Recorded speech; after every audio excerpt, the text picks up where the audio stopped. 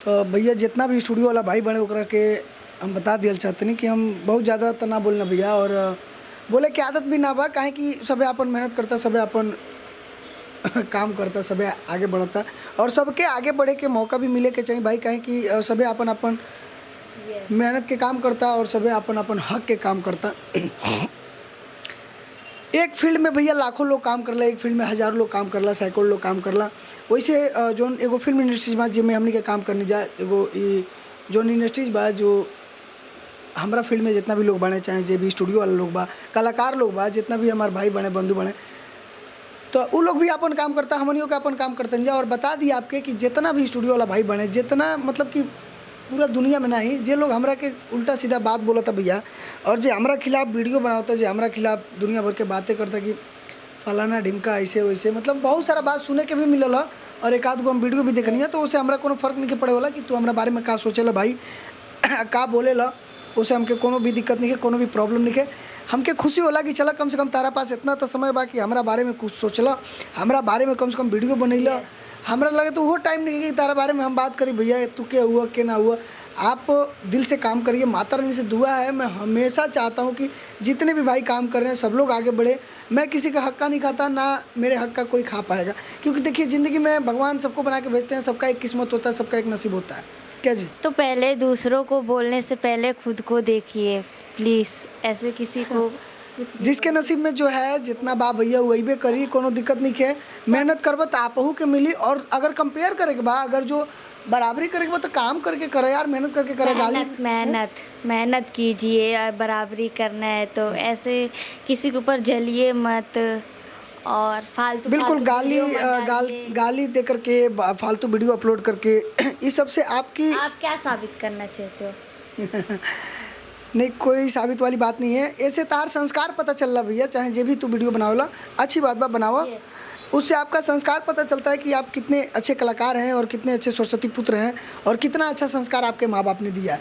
ससुर तुम्हें गाना तो आता नहीं है, एक सुर लगाने के लिए बोल देंगे तुम्हारी मैया याद आ जाएंगी, तुम्हारी नानी याद आ जाएंगी। साले तुम अब मुंह में से उल्टा सीधा निकल रहा है, मैं बोलता तो नहीं हूँ लेकिन कभी कभी आ जाता है मुंह में। हमरो भैया का करबा, इंसान नहीं ना चाहते हुए भी बोले के पड़ला। एक तो काम धंधा से बिल्कुल टाइम नहीं के, काम धंधा आप कंटिन्यू हमनी के काम करते जा, बिल्कुल भी समय नहीं के मिल पात। लेकिन कुछ लोग ऐसा बा कि यार हमरा खिलाफ वीडियो बनाओ, तो बताओ हम कौन ओकर जमीन जायदाद लूट ले बनी भैया, कौन उनकर खेत बहनामा कर ले बनी, कौन उनकर बहन के लेके भाग जायद तो जायद कोनो दिक्कत नहीं है भैया, बनावा दिल खोल के बनावा, अच्छा बात बा। कम से कम हमारा बारे में तारा लगे इतना टाइम बा, हाँ सोचे के कर रहे हो। अच्छी बातें बनाइए, लेकिन भैया अच्छा बना सकेला, बढ़िया बना सकेला, टॉपिक अच्छा रख सकेला। गाली गलौज दे करके, बुरा भला बोल करके, जलन फील करके, जल कुकड़ू बन के कुछ कर ना हो पाई, बोलना है तो बिल्कुल कुछ भी। अच्छा बोलिए।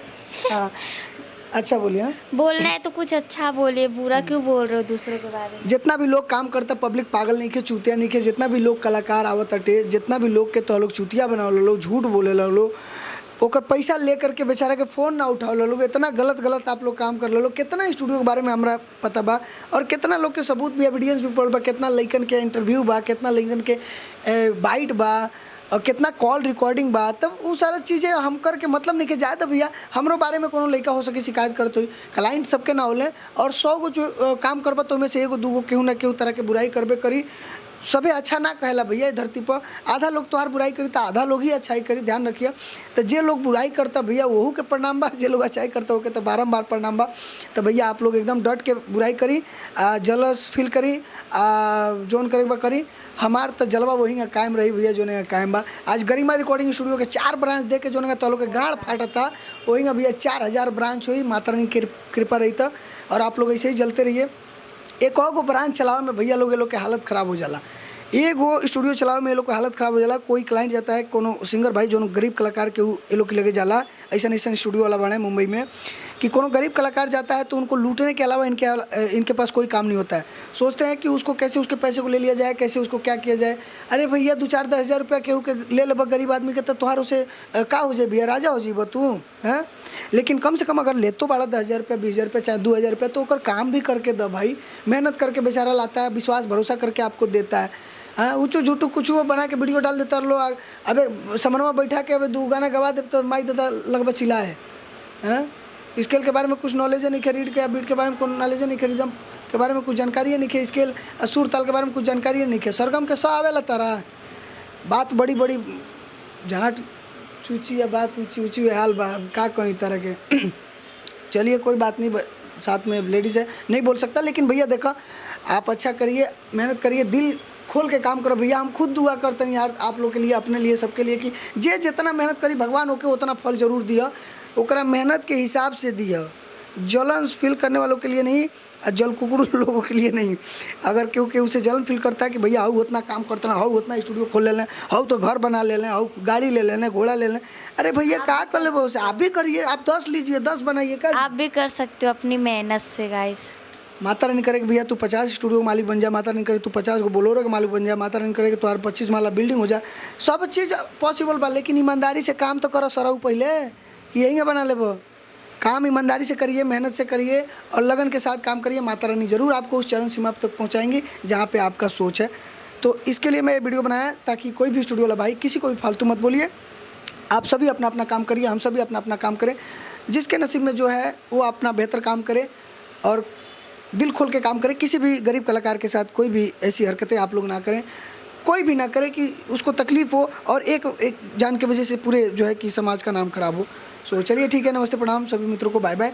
और जितने भी स्टूडियो वाले जो हैं भाई खास करके, हाँ तारे खातिबा बाबू ध्यान रखिए, मिल जीबो तो फिर मिलबा का जैया मूड खराब होती है हम खुद स्टूडियो पर चली आए तो हो के समन्वय में बतिया लेते से, लेकिन ऐसा कोनो जरूरत नहीं के, इतना टाइम नहीं के फालतू घूम लेके, कामे से फुर्सत नहीं के, माता रानी इतना बिजी कर दिल बड़ी, इतना बिजी कर दिल बड़ी कि एक जगह से दूसरे जगह जाए तक के समय नहीं के मिल पाओ। चलिए ठीक बाटे, कोनो बात नहीं, ऐसे ही प्यार आशीर्वाद आप सबके बने रहे और गरिमा रिकॉर्डिंग स्टूडियो के सब्सक्राइब करी और लाइक करी और खूब ढेर सारा प्यार दी भैया। कोनो गलती से ही हुई तो क्षमा करम भाई, बहुत सारा ऐसा सिंगर भाई बाने जरा संगे टूट व्यवहार हो जाला, एकरा खातिर काहे कि बहुत सारा सिंगर भाई पहली बार जब गावे ले तो उनकर गाना उतना बढ़िया ना बन पावला, काहे कि वो जब गावे ले तो सुर ताल में ना गा पावले भैया, बीट उट ना पकड़ पावले। इतना समझैले के बाद भी एक बार नहीं 10-10 बार हम समझा के, जितना हम समझाओ नहीं, जितना हम बताओ नहीं, जितना सिखा के एक लाइन बता के हमने के जो रिकॉर्डिंग करनी जाए उतना भैया कोनो भी ना करिए सर, खाली पैसा से मतलब रखिए सर। लेकिन आप सबके हम बता दी कि आप लोग के टेंशन नहीं खेले के, बढ़िया से काम हुई, अच्छा काम हुई और बिल्कुल भी नाराज़ भी लगे जरूरत नहीं है और दिल खोल के काम कैले की जरूरत बा। चलिए मिल जाए अगला नए वीडियो के साथ, तब तक के लिए bye bye, love you, take care भाई।